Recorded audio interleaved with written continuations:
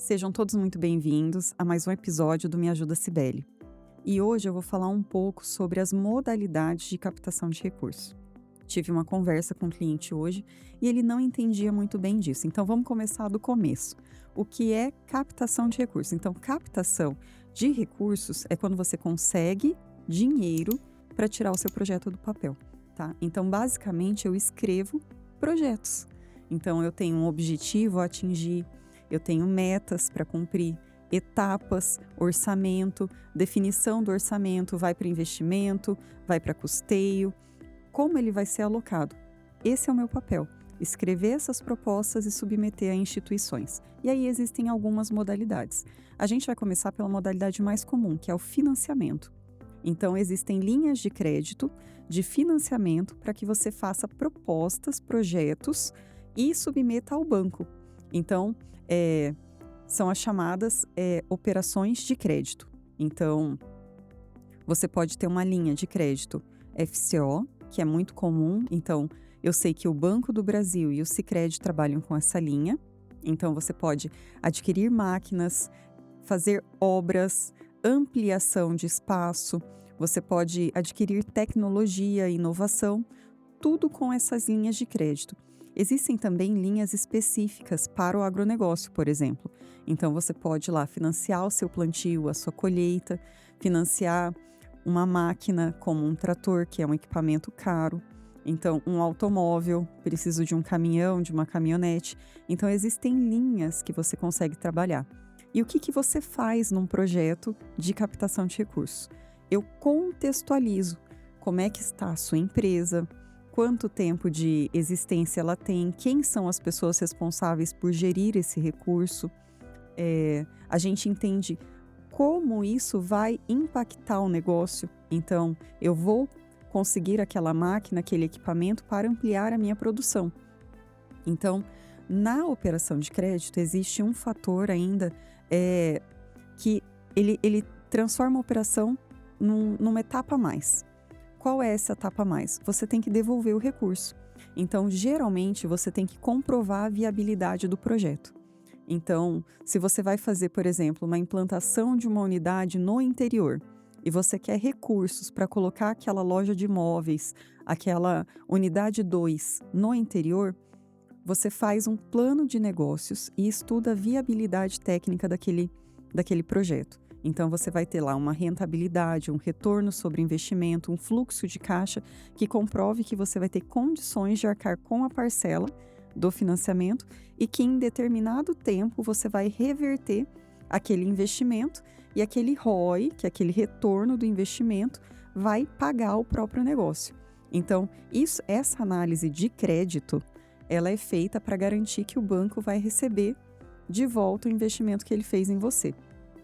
Mas, geralmente, ela exige uma garantia, que geralmente é o próprio equipamento ou o próprio imóvel. Então, é uma modalidade de captação com mais risco, porque você tem que garantir que você vai rentabilizar aquilo que você disse que vai rentabilizar dentro da sua análise ali de viabilidade, e você tem que devolver o dinheiro com juros.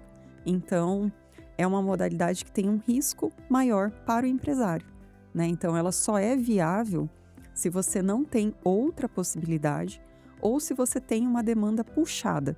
O que é uma demanda puxada? Eu já tenho clientes, se eu adquirir aquela máquina ou aquele equipamento, eu aumento a minha produção, eu vou vender aquilo porque eu tenho uma demanda reprimida e eu consigo pagar aquela máquina, aquele equipamento com aquele dinheiro. Outra análise que eu sempre faço quando a gente fala em operação de crédito, você precisa definir qual é o seu apetite para o risco.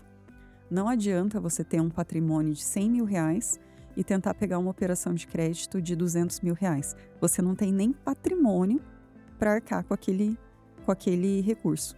Então, você tem que definir qual é o seu apetite a risco. Eu definiria ali entre 20% e 30% do seu patrimônio no máximo, porque se aquilo der errado, você não vai perder todo o seu patrimônio para quitar aquela dívida, tá? E lembrando que banco não trabalha sem garantia. Então, é muito arriscado para quem faz esse tipo de operação. Hoje eu não trabalho com isso, tá? Então, é uma linha, mas que eu já trabalhei bem no meu começo, assim, de captação, mas hoje eu não trabalho mais com essa linha. A segunda linha que eu trabalho hoje é a linha de fundo perdido. O que é um fundo perdido? As instituições de ciência, tecnologia, pesquisa e inovação sempre têm orçamento. E o que elas fazem quando elas publicam esses editais? Elas criam linhas de financiamento para projetos de inovação e tecnologia. Então, o que elas buscam? Descentralizar para que empresas, startups, empresas de inovação possam desenvolver seus projetos com recursos públicos. Então, geralmente, ela vai ter ali um edital, que ela vai ter um objetivo específico para atingir. Então, quando a gente tem um edital, por exemplo, do Estado, ele está vinculado a um plano de desenvolvimento. Então, ele tá vinculado a um PPA, entendeu? Então, ele está vinculado com algumas diretrizes que o próprio Estado tem. Eu quero carbono zero, eu quero mais saúde, eu quero mais educação. E ele vai trazer linhas para que você possa trabalhar e desenvolver a sua empresa. Ou que você tenha uma empresa que atenda alguma dessas demandas que ele está desconcentrando.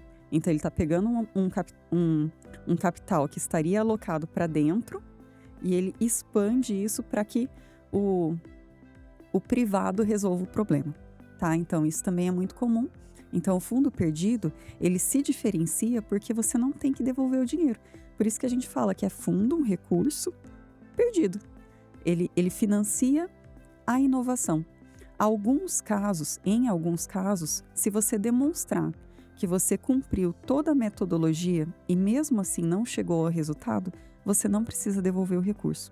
Então, isso também é uma garantia para os startupeiros, para quem trabalha com inovação, que se você teve uma metodologia aprovada por um avaliador, você cumpriu todas as etapas, fez o cronograma financeiro, distribuiu o recurso conforme tinha sido previamente aprovado, você não tem que devolver o recurso. Você mostra o resultado que você chegou e aí está resolvido. Você fez a prestação de contas, você mostrou o resultado, então aquilo é válido.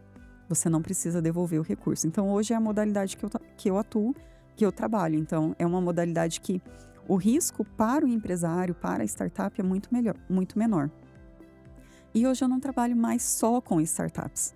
Então, eu passei a atender também OSCs. Então, eu trabalho com agricultura familiar, centros religiosos. Todos eles têm linhas específicas também. Então, é bem interessante. Parte da cultura. Então, já trouxe aqui a Jane, a gente entra nos editais de fomento da cultura. Então, são editais que eles abrem com alguma frequência e a gente consegue desenvolver projetos. Alguns projetos você consegue desenvolver até obras, construções, ampliações, tá? Construção de sede, desde que você tenha uma finalidade específica e um impacto específico.